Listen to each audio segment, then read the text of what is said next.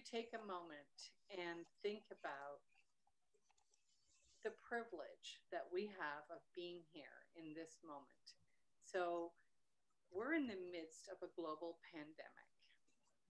It's a shit show, folks.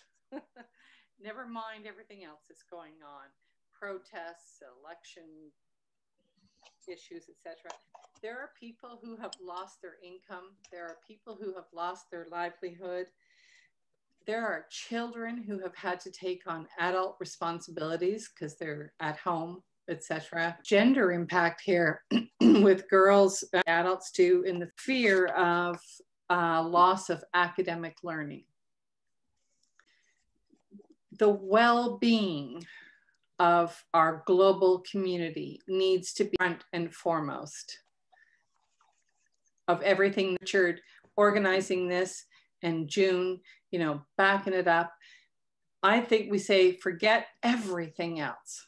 Well-being. We don't even know how this has impacted people. We are a global society now, and each and every one of us here, read Richard's email that he sent out this morning reminding us about the conference.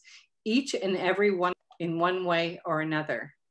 And it is our responsibility to step sure global citizens, and we care. We are listening. Youth, 40 years, 50 years, we need you too. Like June said, we need the Richards. Let's combine our next two sessions in a way to honor the people who have made commitments here and who have other commitments. Let's hear from the youth. Let's hear from Heather and Cam, and let everyone's voice be heard. And let's commit to doing this again, whether it be casually on a Sunday afternoon, it's our new church, whether it be a commitment to joining the Unschooling School conversation or the Arrow conversation, or whatever comes out of this. Richard, hopefully you have everyone's email. If you haven't given Richard your email, if you've only just jumped in, please put your email in the chat or send it to Richard. He is the great connector, and he will make sure you get the information that follows. We have a job here, and COVID has presented an opportunity and has shown us that we can act rapidly when we need to. So we've been waiting, some of us, our whole lives for an opportunity to turn the ship around. Here's our opportunity. Let's not waste it. We don't need more data. I'm sorry. I have a PhD, I understand data, and I also never graduated from high school. It's just so you know, there's no right way to do things. We don't need more data. We've been collecting data for hundreds of years. We have the data. What we need now is action. So I'm putting this out to the people in the group that remain today. We heard from Stephen Hurley, our wonderful host of the last 2 days, sharing a little anecdote about his son looking up.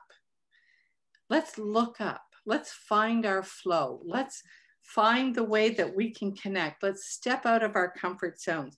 There is no single answer. If there was, somebody would have written the book by now and be a billionaire. There is no single answer, but collectively, we can address this. We need different thinking than the kind of thinking that created this scenario. The youth are hugely important because they have some of that different thinking. They have the creativity that was stifled in many of us because of our experiences in the system.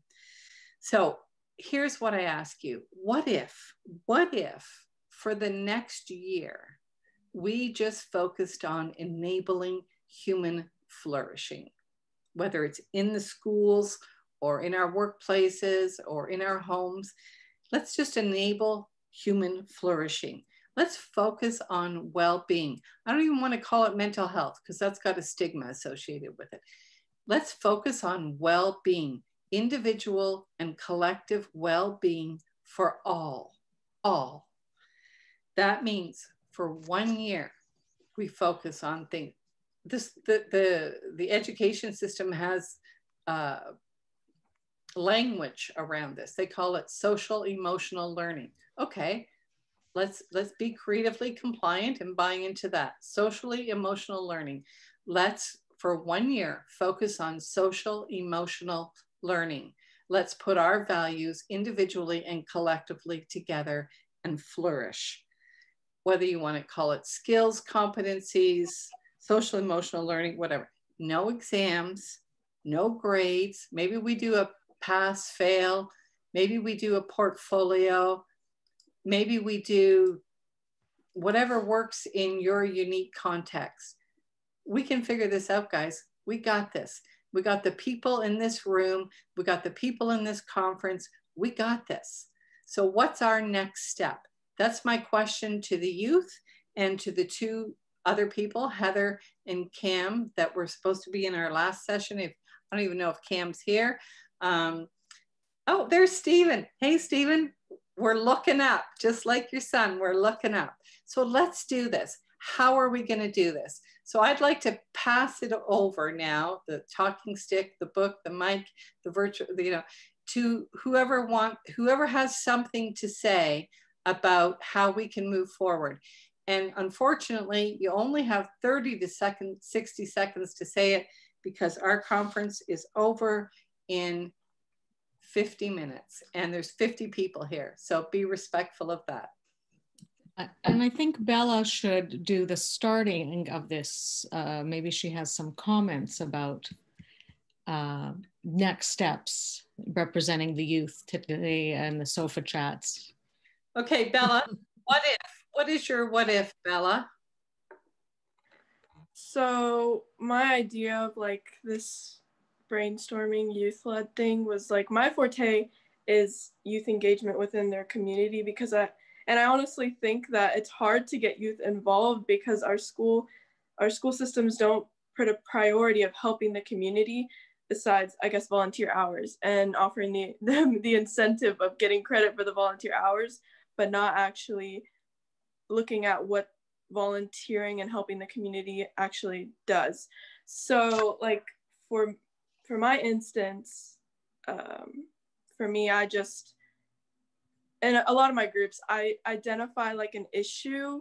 So for my tutoring program, it was like the lack of resources. And right now, younger students are especially suffering with virtual education because they need that hands-on and they need that in-person virtual, or physical like learning. And right now, they're really struggling. So our idea was to offer free education. And it was really hard to find even tutors who were willing to spend their free time helping the community. So we had to offer the incentive of volunteer hours.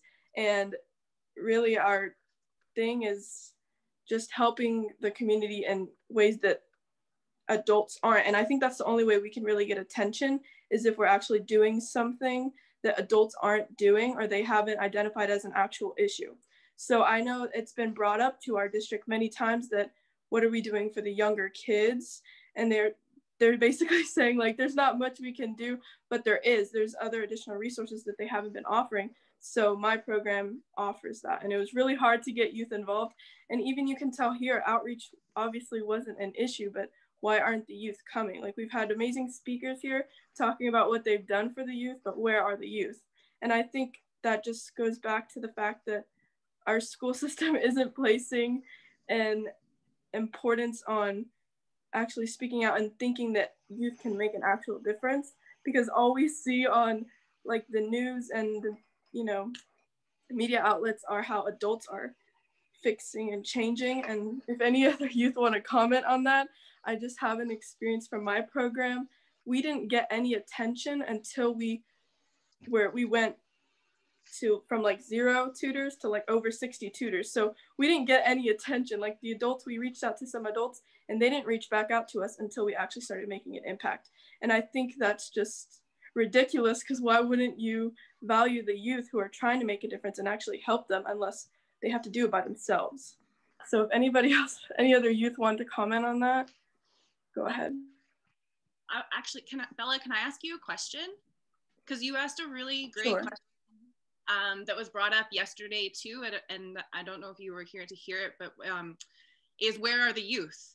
Because we would like to know that. So could you please tell us where you think they are, coming from somebody who is not considered a youth? If I wanted to reach out to youth, what do you think is the best way for us to find them and get in contact with them? Or how do you connect with other youth in your community? Give us some advice, please. Yeah, so that was like honestly one of my struggles, and I invited the youth that I've interacted with in like local governments and committees that I've been a part in my city.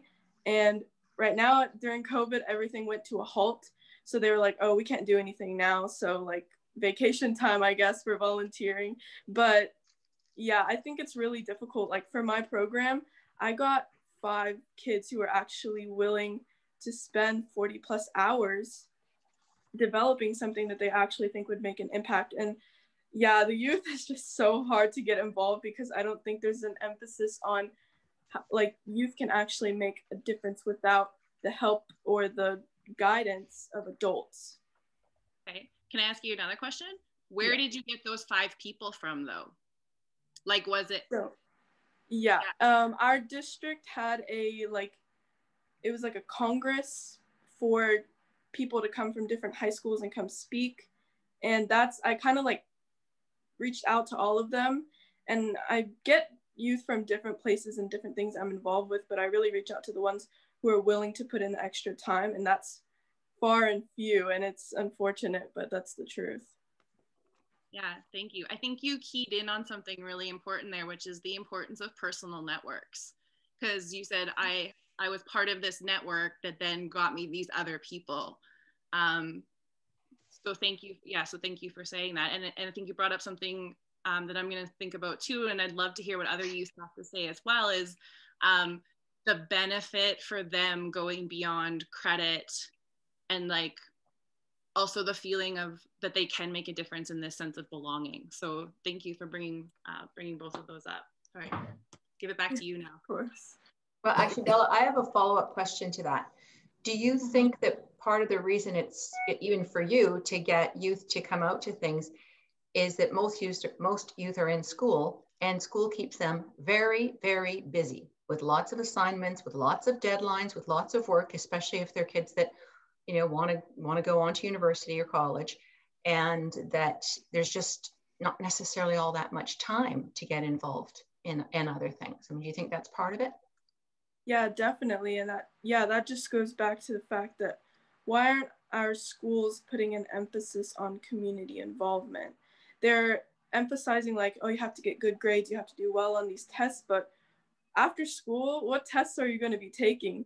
You're going to be worried about like where your next meal is coming from. So I think that's really important for just to servicing the community in general. Our schools, in my experience, are lacking in that aspect of like education. So with everything that you, like, I heard you say something earlier in the conference about how much you'd learned by just being here in this conversation. Mm-hmm.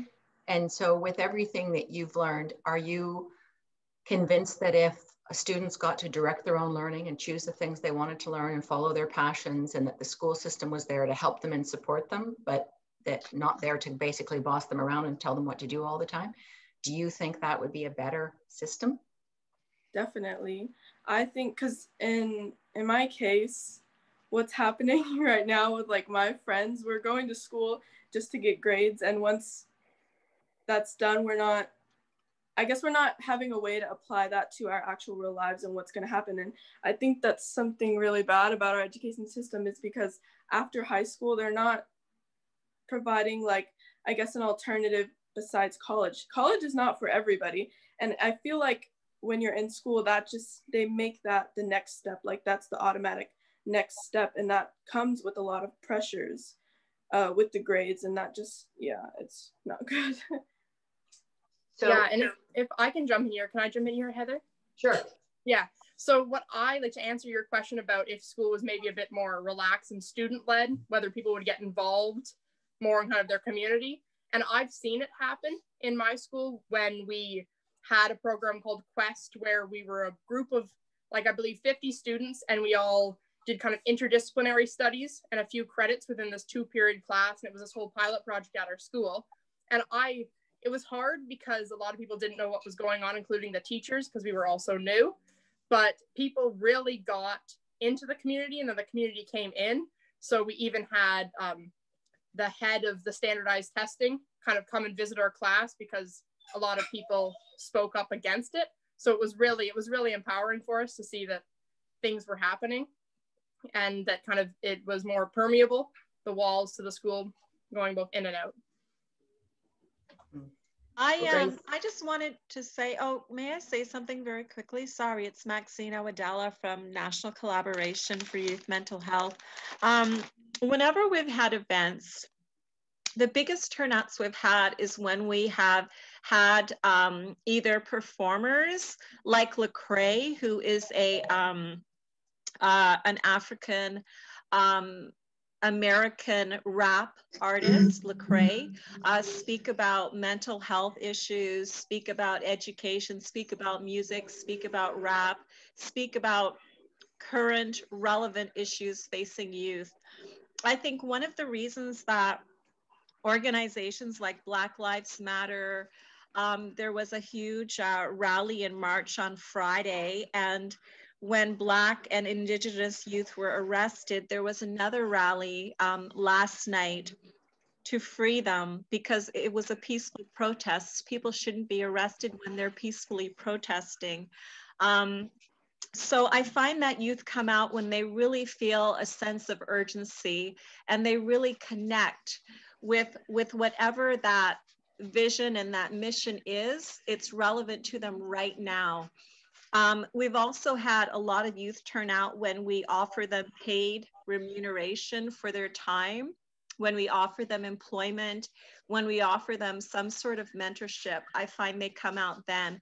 But definitely, I find that having a mentor, someone who they feel is close to their age, has similar experiences, and can connect to them through the arts, whether it's music, art, dance, something like that, something that's a universal voice. That's just been my experience.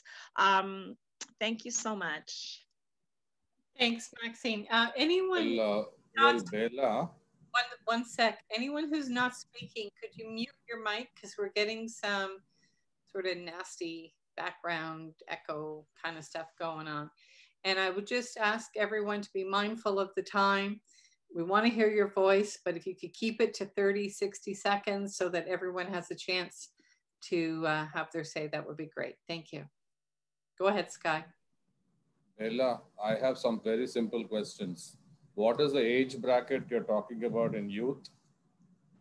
For my activities, you mean? No, age bracket. Oh, age. for when I just mentioned youth in general, I'm mostly honing in on 6 to 18. The 6 to 18 years. Do you have any geographical limitations? For what I'm getting involved in, it's the start of school. No, when you have any geographical limitations? You want the people only from the US? Oh, I thought you said demographical. Oh, for my programs, I'm centered in, I'm like, my community, Houston, and the Nakawada, Uganda community are like the ones that I'm servicing currently. So can you also, your activities, can you also connect online? Yes, they're all virtual right now. If you can continue on the virtual, would you consider Indian youth to be connected to you? For my tutoring program right now, we're really bombarded with our Houston youth, but I can help with starting something over there. Whenever you're short of youth and you want more people, I think you know the population of India, and we'll give you regularly. We'll give you the youth from here. We promise that. Thank you. Thank you. Of course. All the best. All the best. Thank you. Guy is the great connector. He's going to be our global connector for sure. Anybody else have a question for you? Yes, Bella, how can youth connect to you? Are you on Instagram or Twitter, or can they email you directly? How can youth connect with you? Do you have a website?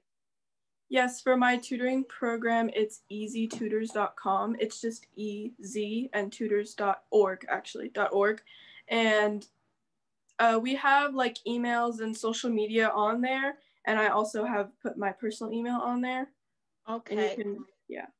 Great. So easetutors.org. I want to congratulate you and commend you on what you're doing. It's so wonderful to see a young female entrepreneur, and we'll support you in any way we can. Congratulations, Bella. Thank you so much.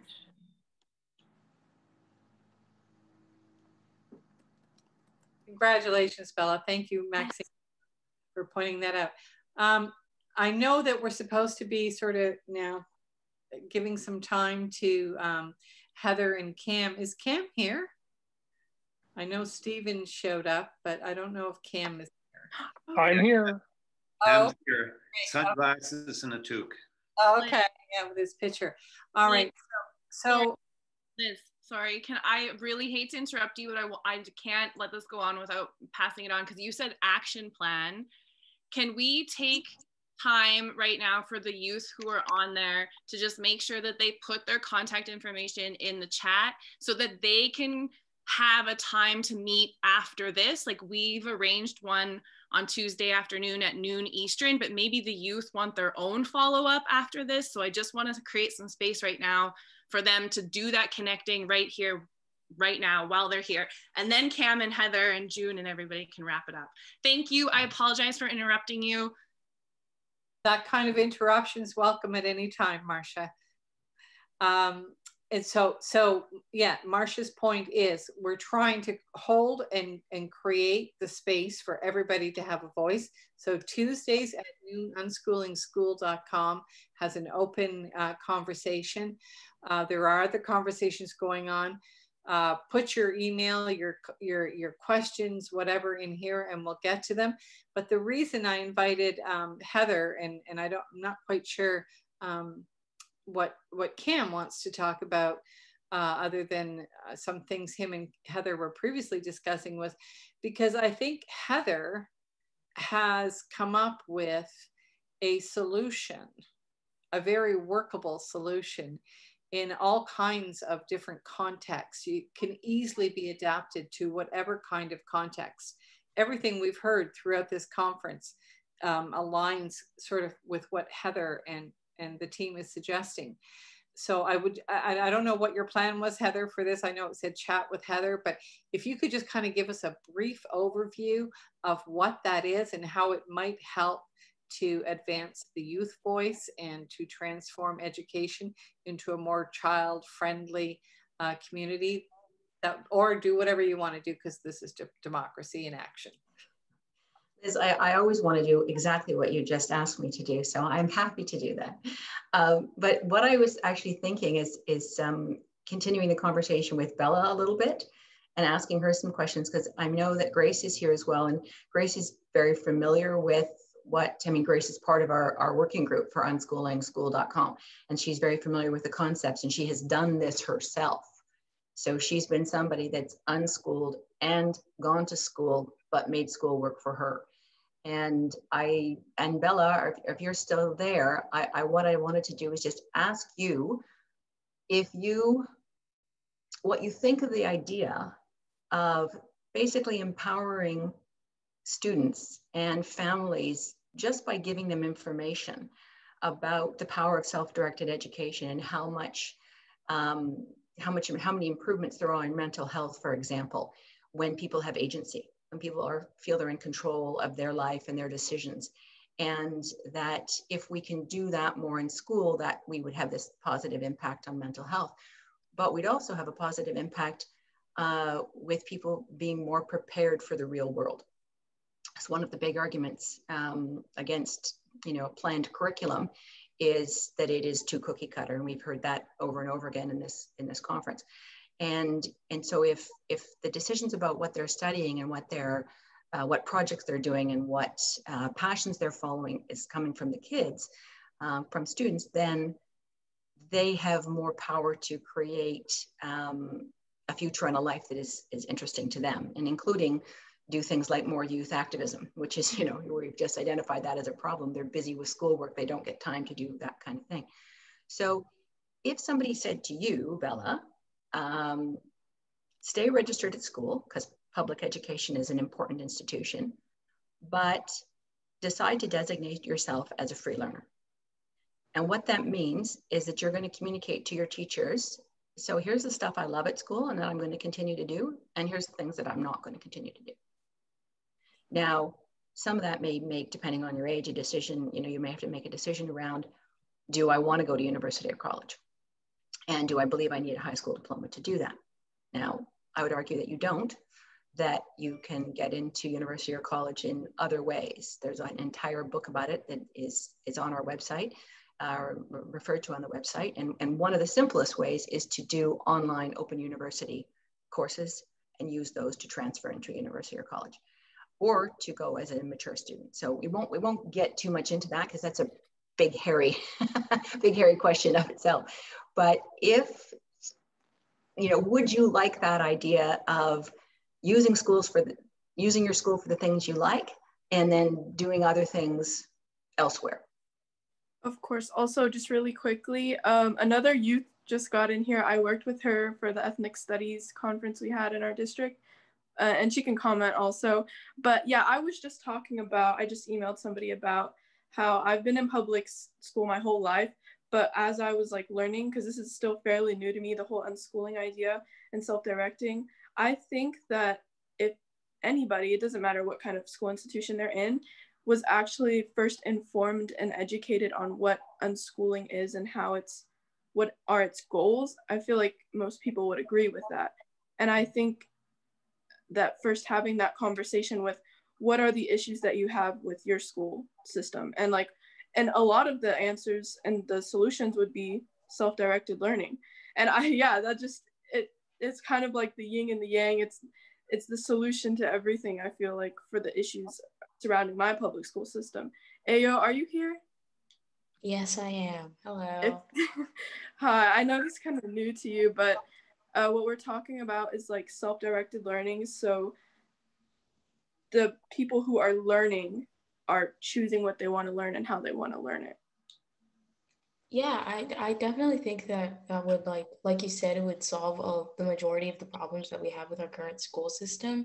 And I was hearing Heather talk about like how it would benefit mental health. But like, unfortunately, our current school system doesn't really prioritize students' mental health, because you go to the counselor, you tell them that you're having issues with your mental health, and the first thing that they ask about is your grades. Well, your grades are slipping. And it's like, of course, that's a consequence of having poor mental health. I definitely think that having self-directed education would benefit with that. And also, like you mentioned, like ethnic studies and stuff. I was saying if we were doing more self-directed learning, we wouldn't have to depend on the school district or our teachers to teach us this information that isn't as, that doesn't paint a picture and is actually the true narrative of history, right? And so I think that self-directed learning would solve a lot of our problems in our current school system, but not only in just our school district, but, others. So if you could decide that the concept that Liz was asking me to explain is essentially that, is saying that kids and families should have the right to designate themselves a free learner. And that means that they have the right to stay in the public education system, but make it work for them by choice, by consent. And this is what ties in so closely with what we've been talking about at this conference, is rights. We can't say kids have rights and then say, but they don't have a right to choose. And they don't have a right to opt out. So if you've got rights, you've got rights, period. And we completely, okay, let me not try to exaggerate. We very, very strongly take away most of those rights in class and in most schools. Now there's exceptions, for sure there's exceptions, and there's exceptions in the public school system. But it's somebody else's agenda. A curriculum is defined and it's set out, and expectations are defined, and You know, and even if we move to a competency-based system, which I feel would be sure a whole heck of a lot better than the thing we've got right now, somebody else is still determining and setting the bar on those competencies, as opposed to kids doing that for themselves, which, you know, I think they're fully able to do. So do you think, you know, what kinds of you know, what kinds of problems do you think you might run into if you went into, actually, let's not focus on the problems. Let's focus on what might work. If you went into your school and said, hey, you know, here's my schedule, and here's what I like about it, and here's what I don't like about it. So here's what I'd like to do instead. And then during the time that I'm not at school, I'm going to do these things. Or I want to stay at school the whole time because that's usually more convenient for lots of people, but I'm going to spend more time in the gym or the library or the art room or the field or whatever it is. Now, some of this we're talking about after COVID because it's a little more complicated right now, but you know, do you think it would work if you went in? I mean, great, you were there during the presentation that Grace and I gave. You'll say that she actually, you know, did that because she decided to go back to homeschooling, and the school called her and said, hey, how do we make this work for you? Which is incredible. But how do we have that not be, oh my God, this happened one time? How do we have that be normal? I think that what would work is that I would be able to tell them my problems, you know, and they would know them. But I don't think that they would really do anything about them. You know, recently I spoke on an open, well, it wasn't recently, it was a few months ago. I spoke on an open forum to the directed at the school board and the board of trustees and the superintendent, talking about the racism that we face in the district. And while we were telling them these problems, right, we noticed that they were fidgeting on their phones. They weren't paying attention. And their basis was that we never told them these problems. I mean, there's a whole Instagram page with 2,000 followers just dedicated to exposing the racism. And even after that, they still didn't listen. I do think that telling them my problems would definitely, you know, it would make them known, right? But I feel like they would fall on deaf ears because they have so many times. And, you know, implementing a competency-based school system is something that I've wanted for a while now, because oftentimes I feel like I'm like stuck, like I'm just a cog in the machine of just the world and like forcing me to do school. And oftentimes like I'm so stressed, and like not even stressed, like I feel like I can't do school anymore because of how complex it is. And you know, I've been in school for 10 years now, and I've noticed that school isn't actually about education. It's about finding out who's able to learn, who's able to regurgitate information the fastest. Because if it was actually about education, then we wouldn't have class rank. We wouldn't have all of these things.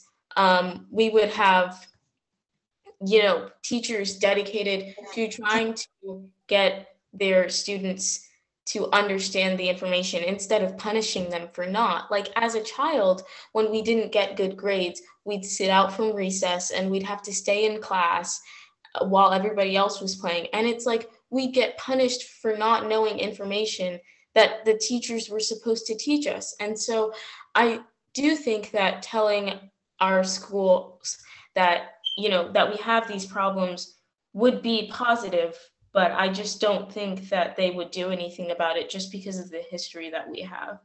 But maybe in a different school district or a different, I do think that change comes with numbers and there's power in numbers. So if a lot of people did, then they take the time to listen. But unfortunately, where I live, the school only changes when there's public pressure applied to them. So I feel like the only way that they'd listen is if we got a significant amount of people to tell them these problems. But people who I live around are so reluctant to change, and not just people who I live around, the world is so reluctant to change. I mean, our basis for everything is that we've done it this way for so long. Why should we change it? And that logic is so messed up because slavery went on for hundreds of years. That had to change. That was obviously wrong. And even philosophers backed up slavery, right? So it's not just about how long we've done it. It's about if it's working or not. But currently, people really don't care about efficiency. They just care about being cogs in a machine, which is so contradictory for so many reasons. But yeah, that's kind of what I think about it. Well, I think you've hit the nail absolutely on the head, that people will listen if the voices are loud enough and if there are enough voices. And that is really how change is made. Systems don't say, I think I should change here. Systems change because there's pressure exerted from the outside for that system to change, or a better idea comes along. You know, that's the other way things change. And so we've seen around the world 400 or 500, I believe, Sudbury Valley type schools or self-directed schools. We've seen highlights of many of them on the conference in the last few days. We know that a model that puts kids in charge of what they do and their own time works. We've seen that. So it's getting the system to be more open and flexible to allow this to happen. And maybe, you know, the first part is it's school within a school. So maybe schools run as regularly, and then within that school, there's some area that is set aside for kids who want to be free learners, you know, who put their hand up to say, look, I'm going to do this and this, but the rest of the time I'm going to go to, you know, class 2A. And maybe there's a volunteer teacher that says, you know what, I'd love to hang around with those kids because they're on fire. They're doing things they're interested in. And that's why I became a teacher, because I wanted to support kids in doing what they're interested in. And, you know, so then that kind of runs as a thing within the school. And for people that want to stick to a schedule and stick to the system as it is, that's, you know, that's open for them. But to have this, you know, this option for other people. Ayo, I just have a question for you. This is Maxina Wadella.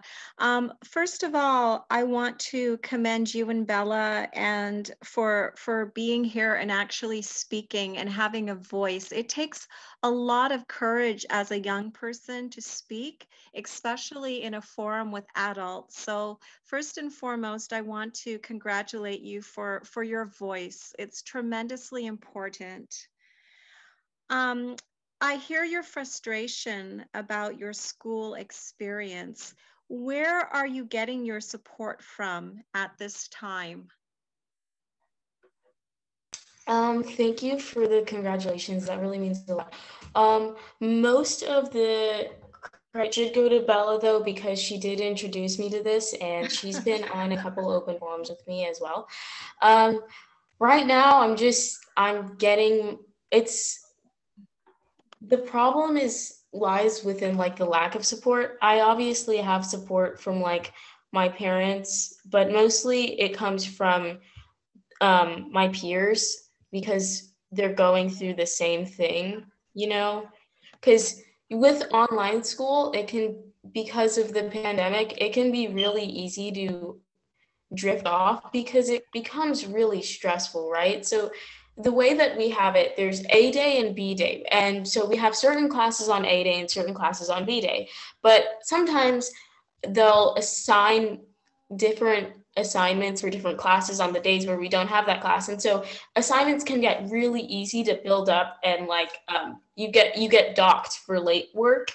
And that can become really stressful because how are we supposed to do these assignments when we don't know about them and then get punished for not knowing about them when you didn't tell us about them, right?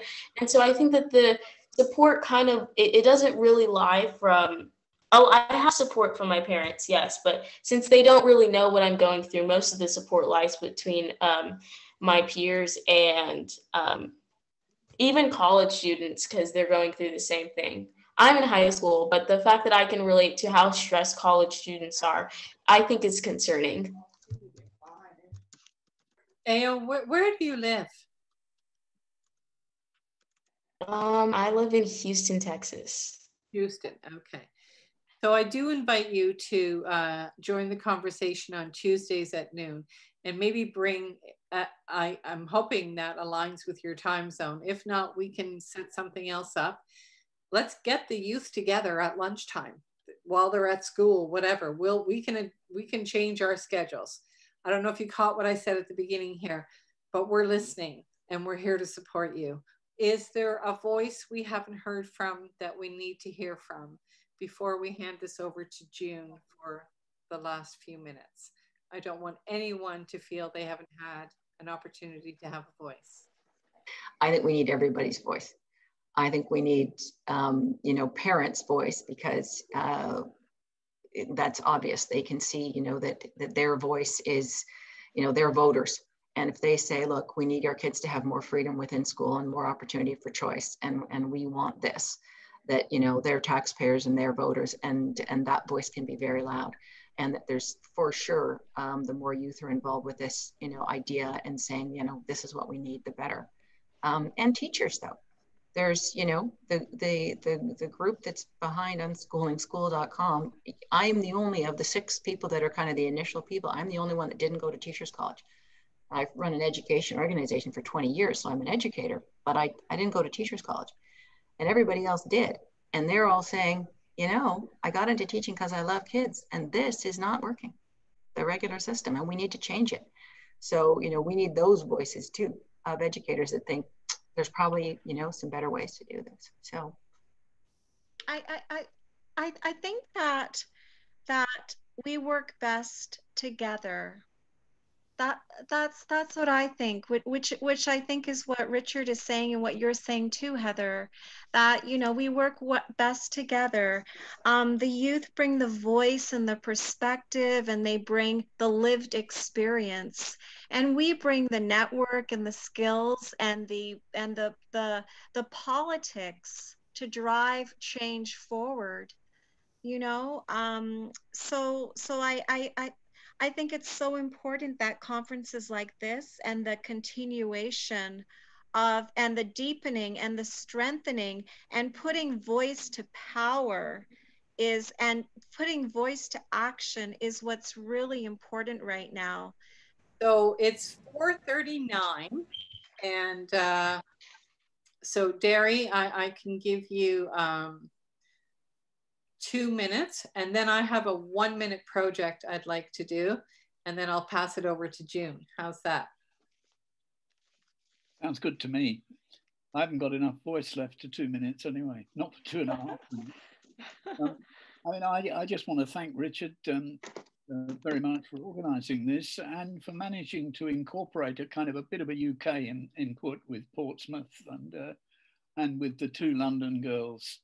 And what I'd love to see is some real change in Ottawa as a result of this conference. I mean, wouldn't it, for me, it would be great, for example, there were some people yesterday who were quite receptive to the idea of the 20%, for example, student-directed learning in a mainstream school. It'd be wonderful if 1 or 2 schools, perhaps an elementary school and a high school, were to try it. And I'd love to see the child-friendly city idea spreading to other cities. And I've already had some feedback from the Portsmouth people. They really want to stay in touch with Ottawa, and were very impressed by what they heard and the sort of the people they heard yesterday. And today it's been wonderful to hear Bella and Simi and Alaya, the 2 girls from London, sharing same experiences and concerns. I suppose in a way it's a bit depressing that they shared so much, that so many of the problems in Texas are exactly the same problems in London. But on the other hand, it really gives them perhaps some energy and some commitment to each other to push for change. And I hope they'll stay in touch. Just on a positive note, I just heard in the last hour that the other youth organisation in the UK that's really effective, called Teach the Future, that's campaigning for climate change education to be really properly done in schools, not the stupid way it exists at present. They've had a really very well attended, virtual, but very well attended by young people event in Scotland this weekend. Otherwise they would have been here. And they're determined to keep pushing, and some politicians are starting to listen. So my message is we've got to keep pushing. Thank you. I'm so sorry. I don't mean to make this any longer. I agree with Derry and Richard and Heather and Liz. That's a lot. But I agree with Richard when he said that the media really does try to force activism on youth, because even with like the current protests that are going on, like most of like you should protest is targeted at youth, but we do have to realize that, you know, I agree with like Heather and Liz and Jerry when we say that like the adults are the ones like behind it too, because everybody's undermining the youth, which really isn't going to do much, you know? And so while I do think that people are, you know, forcing this on youth and, you know, forcing youths into activism, I do think that like it's important for like adults to stand up too, which is what you guys are doing, which is like what I wanted to add on. June, take us home. Well, thank you so very much. And again,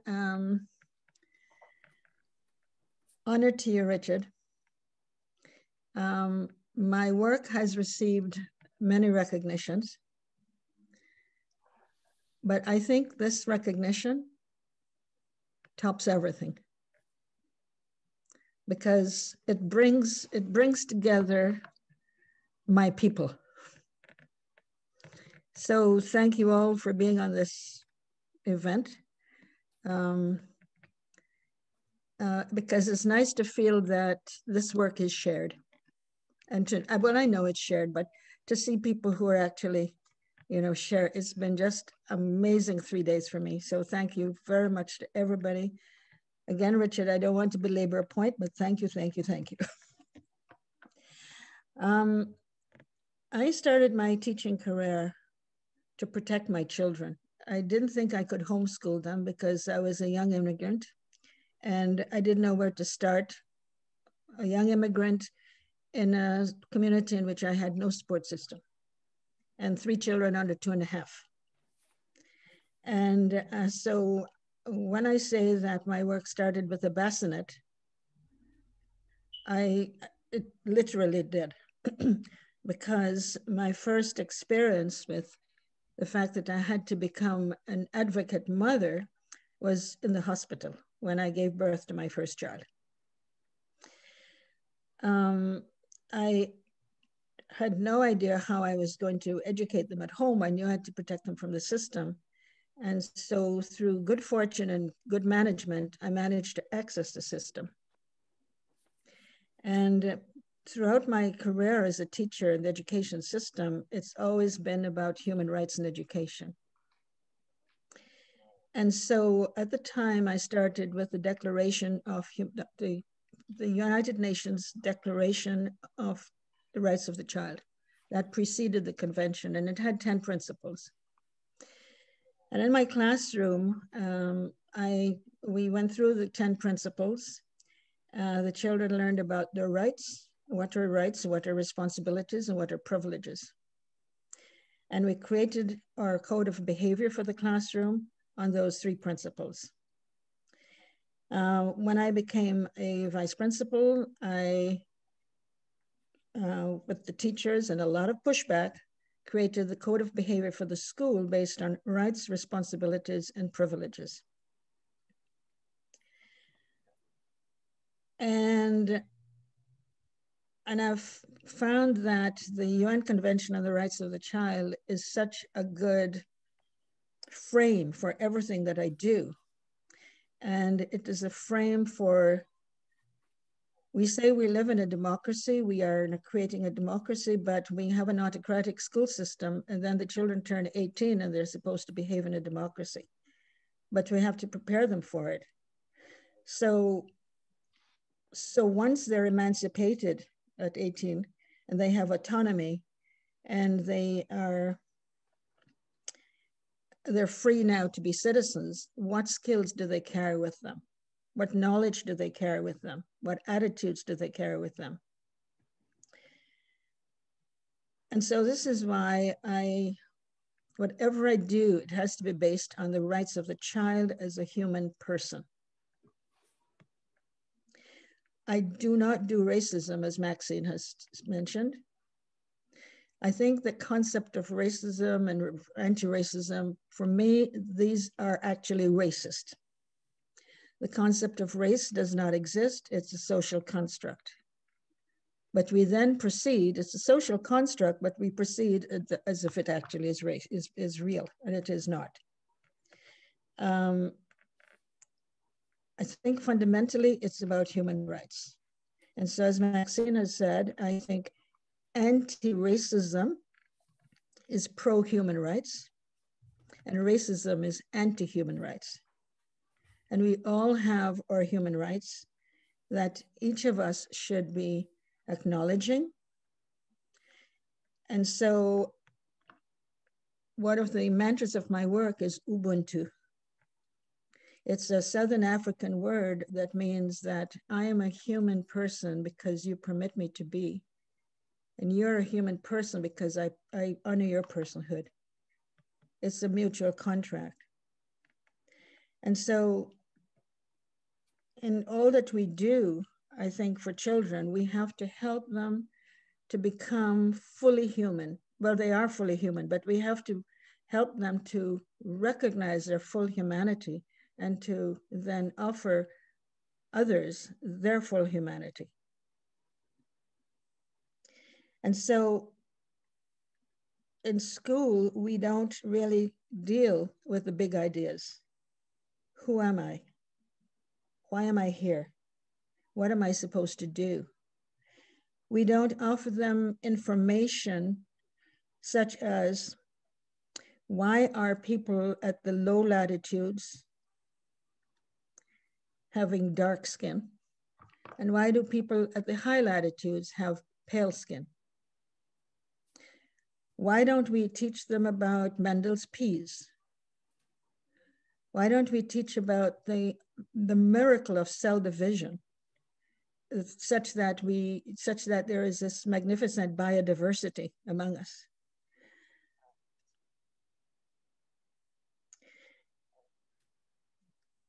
So when we teach ethnic studies, I'm not quite sure what it is we're teaching. Because if we're teaching ethnic studies based on the George Floyd and the Derek Chauvin tableau, then we're not teaching them about 500 years of history. And that's not really ethnic studies, it's about genocide. We are not really truth-telling.